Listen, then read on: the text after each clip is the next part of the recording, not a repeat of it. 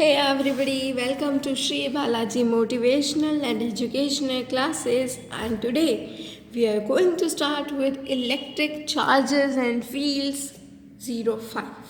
So electric charges and fields, this will be fifth lecture of this topic, okay?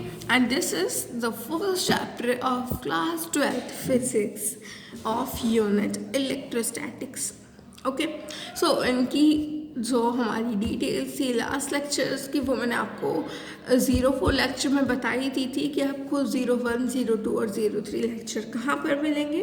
तो उसमें सारा introduction है, तो फिर वो आप ज़रूर देखिएगा। नेक्स्ट क्या है कि हमने जो फर्स्ट, सेकेंड और थर्ड लेक्चर में और इवन फोर्थ लेक्चर में जो होमवर्क क्वेश्चंस दिए थे आपको, और होपफुली आपने वो ट्राई भी किए होंगे। सो उन्हीं होमवर्क क्वेश्चंस को आज हम डिस्कस करने वाले हैं। सो सबसे पहला क्वेश्चन क्या था, what will happen if the road is removed before the charges, the spheres are separated. What will happen if the rod is removed before spheres are separated? दो spheres है मेरे पास A and B, और अगर मैं इस rod को, आप सबको पता ही होगा कि ये रॉड है और ये पॉजिटिवली चार्ज्ड रॉड है, तो अगर मैं इस रॉड को इन दोनों स्फेयर्स को सेपरेट करने से पहले ही हटा देती हूँ तो क्या होगा। And one more information that these spheres are uncharged, okay, इन पे कोई चार्ज अभी तक नहीं है। तो जो चार्ज डेवलप होगा वो सिर्फ और सिर्फ इस पॉजिटिवली चार्ज्ड रॉड की वजह से होगा, ठीक है। तो फिर यहाँ पर ए और बी है। सो सिंपल सी बात है, पॉजिटिव चार्ज है और पॉजिटिव यानी कि इस रॉड के ऊपर, ये क्या है, ये रॉड है, ठीक है। तो इस रॉड के ऊपर क्या है, पॉजिटिव चार्ज है। तो रॉड के ऊपर पॉजिटिव चार्ज है, मतलब कि इसके पास वाला जो स्फेयर होगा इस पे इसका अपोजिट चार्ज होगा। तो फिर मतलब ए स्फेयर पे नेगेटिव चार्ज होगा। अब इलेक्ट्रिकल न्यूट्रलिटी बनाने के लिए अब बी स्फेयर पर पॉजिटिव चार्ज होगा, because we have to maintain electrical neutrality, and जितना नेगेटिव चार्ज होगा उतना ही पॉजिटिव चार्ज होगा, ठीक है। सो क्वेश्चन क्या कह रहा है, what will happen if the rod is removed before the spheres are separated.